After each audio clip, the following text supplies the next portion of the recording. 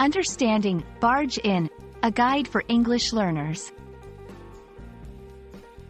Hello everyone, welcome to our English learning series. Today, we're going to explore the phrase, barge in. It's a common expression in English, and understanding it can really help you sound more like a native speaker. So, let's dive in and discover what it means to barge in different contexts. Barge in is a phrasal verb, and it's used to describe someone entering a room or a conversation abruptly and without invitation. Imagine a big boat, or a barge, moving clumsily into a dock. That's where the phrase gets its imagery from. When someone barges in, they are not being subtle or polite. They are interrupting or intruding, often causing surprise or annoyance. Everyday conversations. In everyday language, you might hear, "He barged in without knocking." This means someone entered a room suddenly and without warning. In the workplace.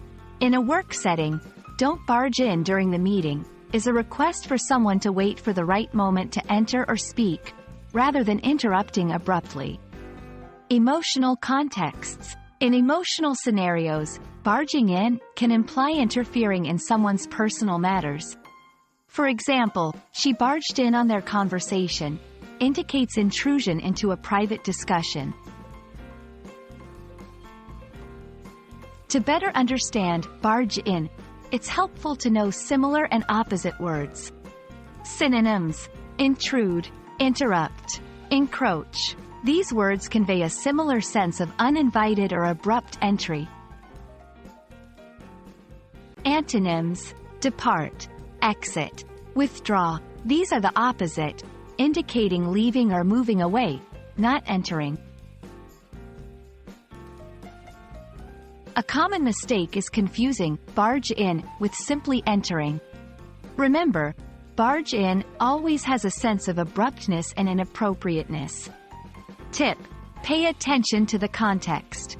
Barge in can be literal, physically entering, or metaphorical, joining a conversation uninvited.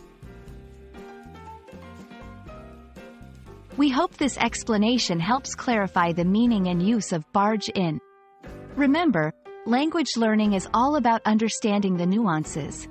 Don't hesitate to rewatch this video if you need to, and try using barge in your own conversations to practice.